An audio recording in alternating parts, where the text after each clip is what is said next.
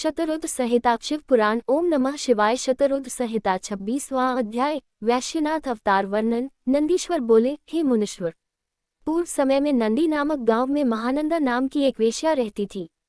समस्त ऐश्वर्यों से संपन्न होने पर भी वह भगवान शिव की परम भक्त थी। वह नित्य भगवान शिव पार्वती का पूजन करती। महानंदा शिव भक्ति रस में इतना डूब जाती कि घंटों घंटों तक भक्तिभाव में उनके भजनों को गाती रहती। इस भक्तिभाव में जब वह भजन गाती तो उसका मुर्गा और बंदर भी नाच नाचकर साथ देते। एक दिन भगवान शिव ने महानंदा की परीक्षा लेने के लिए एक वैश्य का रूप धारण किया और उसके दरवाजे पर पहुंच गए। उनके हाथों में एक सुंदर रत्नजड़ित कंकण था। उस वैश्य का कंकण महानंदा को भा गया। वह उसे पाना चाहती थी। वैश्य रूपी भगवान शिव ने उसके मन की बात जान ली और बोले, हे देवी, यदि आपको यह कंकण पसंद है तो इसका मूल्य चुकाकर इसे आप रख लें। उस वैश्य की बात सुनकर महानंदा ने विनम्रता से मुस्कुराते हुए कहा, मैं तो एक वेश्या हूँ। व्यभिचार ही मेरे कुल का धर्म है। इसके अतिरिक्त मेरे पास कुछ भी नहीं है।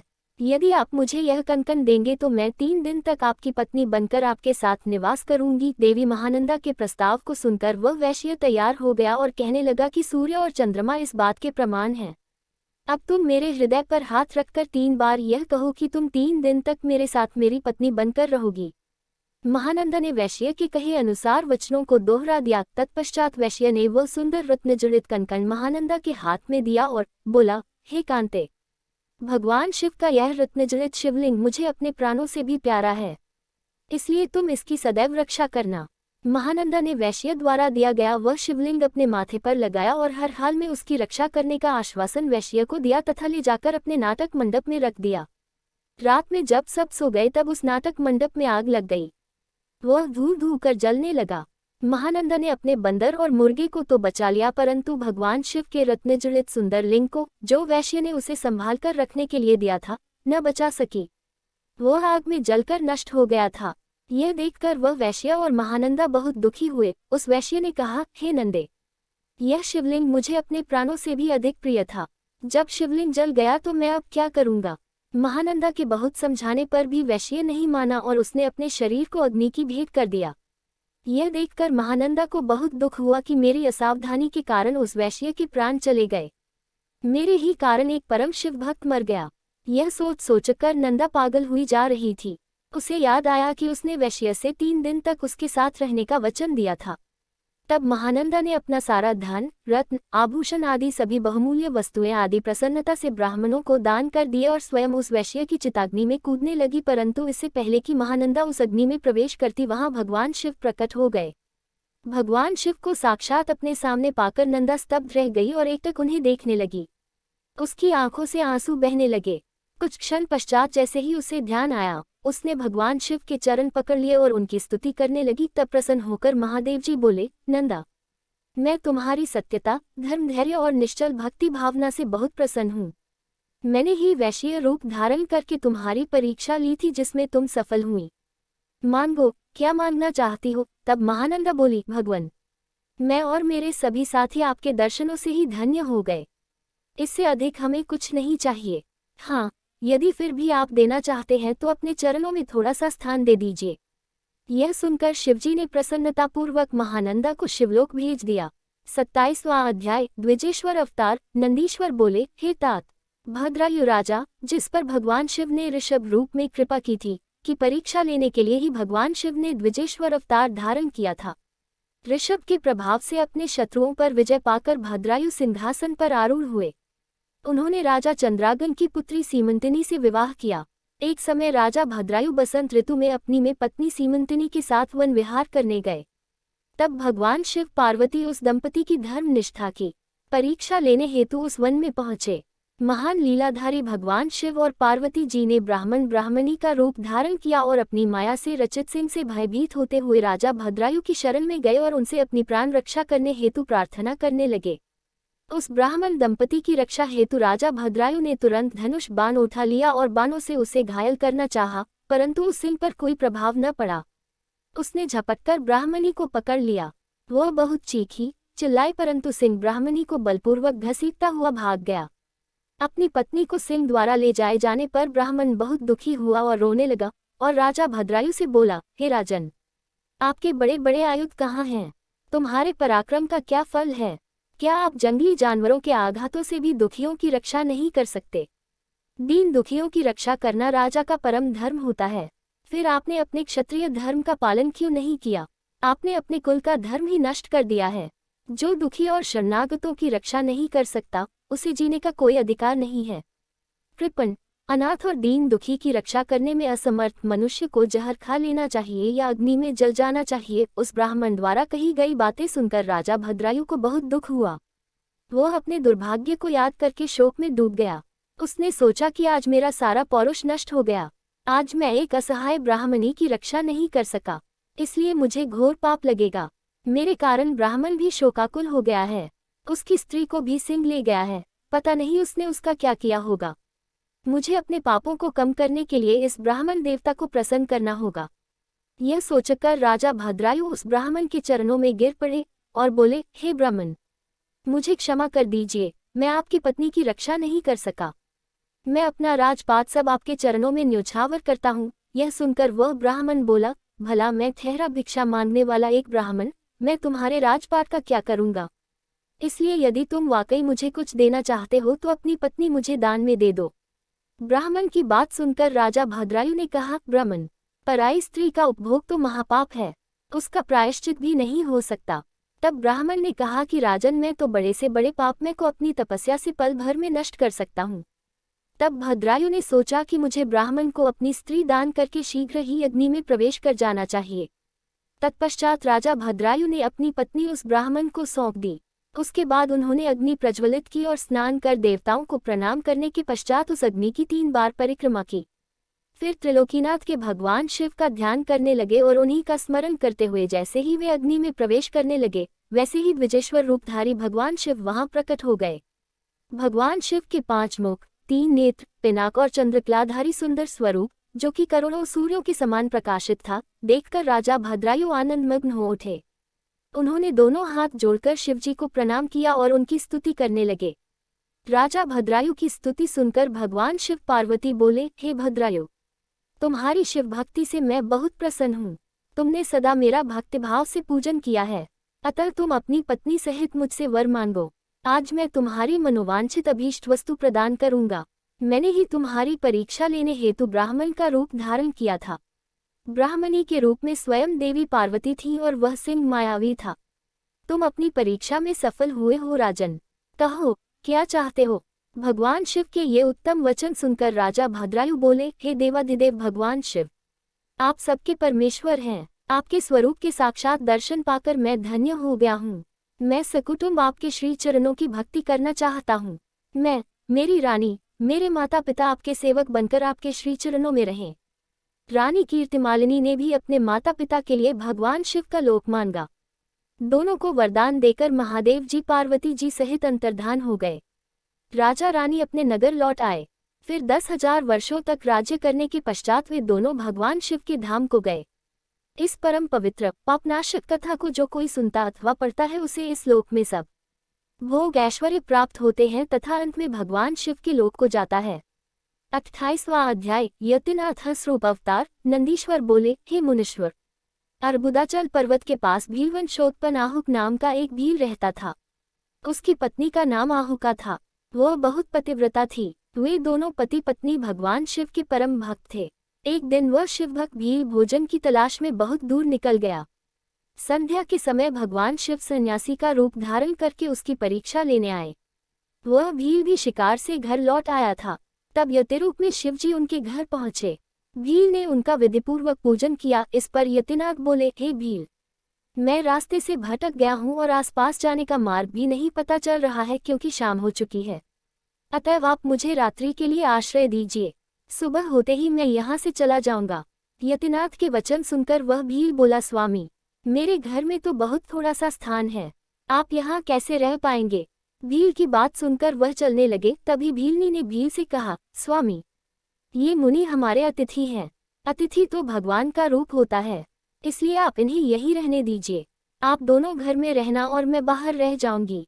अपनी पत्नी के वचन सुनकर भील बोला कि तुम घर के भीतर रहो और मैं बाहर रह जाऊंगा। यह कहकर वह भील घर से बाहर आ गया और बैठ गया।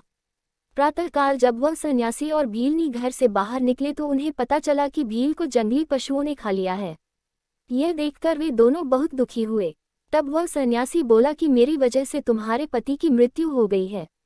हे देवी, मुझे क्षमा कर दीजिए। तब वह भीलनी कहने लगी कि आप दुखी न हों, अतिथि की रक्षा करना हमारा धर्म है और मेरे पति ने तो अपना धर्म निभाया है। यह कहकर उस भीलनी ने चिता तैयार की और उसमें अग्नि प्रज्वलित कर सती होने लगी।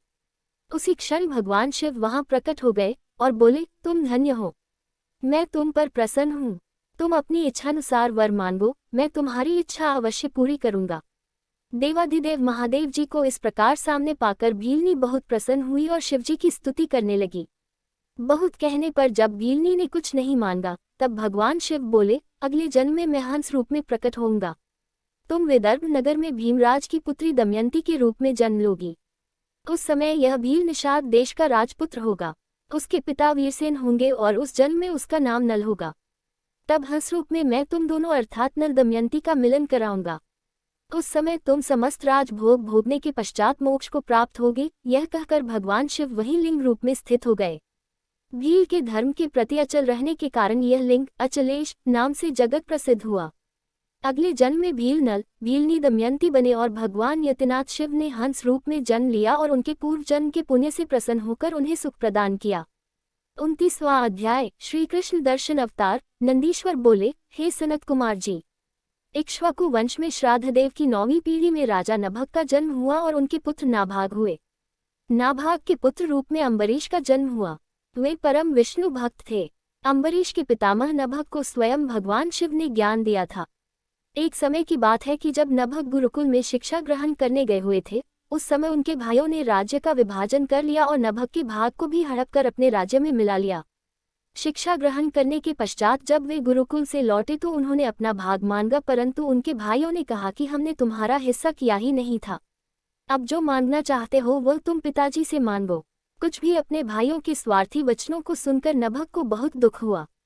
वे अपने पिता के पास गए और उन्हें सब कुछ बताया। पिता उन्हें धैर्य बंधाते बोले कि तुम्हारे भाइयों ने तुम्हारे साथ छल किया है। बेटा, तुम बुद्धिमान हो और अपनी जीविका का स्वयं प्रबंध कर सकते हो। इन दिनों ब्राह्मण आंगिरस एक बहुत बड़ा यज्ञ कर रहे हैं, परंतु छठे दिन उनके यज्ञ में अवश्य ही कोई भूल होगी और यज्ञ पूरा नहीं हो पाएगा। तुम महाविद्वान हो, वहां यज्ञ में जाकर तुम उन्हें उपदेश दो। विश्वदेव संबंधी सूक्तों को पढ़कर उनका यज्ञ पूरा हो जाएगा और वे ब्राह्मण स्वर्ग को चले जाएंगे। स्वर्ग जाते समय वे ब्राह्मण अपना बचा हुआ सारा धन तुम्हें दान दे जाएंगे, जिससे तुम्हें अपार धन की प्राप्ति होगी। अपने पिता की बताई बातों को मानकर वे तुरंत उस स्थान की ओर चल दिए जहां वह उत्तम यज्ञ हो रहा था। वहां पहुंचकर नभग ने उन सूक्तों का स्पष्ट उच्चारण किया। आंगिरस ब्राह्मण का यज्ञ पूर्ण हो गया। वहां उपस्थित सभी ब्राह्मण अपना सारा धन नभग को सौंपकर स्वर्ग चले गए। जैसे ही नभग उस धन को लेने लगे, वहां शिवजी कृष्ण दर्शन रूप में प्रकट होकर बोले, हे नभग, तुम ये धन नहीं ले सकते क्योंकि यह धन मेरा है, इस पर मेरा अधिकार है।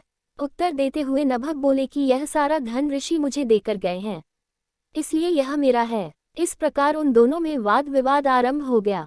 तब कृष्णदर्शन ने कहा कि हम दोनों आपके पिता मनु श्राद्धदेव के पास चलते हैं, वे जो भी निर्णय देंगे वह मुझे मान्य होगा। इस प्रकार नभग और श्री कृष्णदर्शन मनु श्राद्धदेव के पास अपना विवाद सुलझाने के लिए पहुंचे। उनकी बातें सुनकर श्राद्धदेव ने अपने पुत्र नभग से कहा, हे पुत्र, इस यज्ञ की सभी वस्तुएं देवादिदेव भगवान शिव की हैं। यदि वे अपनी कृपा करें तो वह तुम पा सकते हो। तुम उनकी स्तुति करो, वे तुम्हारे अपराध को अवश्य ही क्षमा कर देंगे। भगवान शिव ही अखिलेश्वर और यज्ञ के अधिष्ठाता हैं। ब्रह्मा विष्णु सहित सभी देवता सिद्ध और ऋषिगण उनकी आज्ञा से ही कार्य करते हैं। यह कहकर श्राद्धदेव ने अपने पुत्र को लौटा दिया। नभग पुनः यज्ञ भूमि में पहुंचे और भगवान शिव की हाथ जोड़कर स्तुति करने लगे। उन्होंने क्षमा याचना की। उनकी प्रार्थना सुनकर ब्रह्मा विष्णु व अन्य देवता भी वहां प्रकट हो गए और वे शिवरूपी कृष्ण दर्शन की स्तुति करने लगे। तब प्रसन्न होकर वे बोले, हे पुत्र नभग, तुम्हारे पिता के वचन बिल्कुल सत्य हैं। मैं ही यज्ञ का अधिष्ठाता हूँ और तुम्हारी उत्तम स्तुति से प्रसन्न हुआ हूँ। मैं तुम्हें सनातन ब्रह्मज्ञान देता हूँ।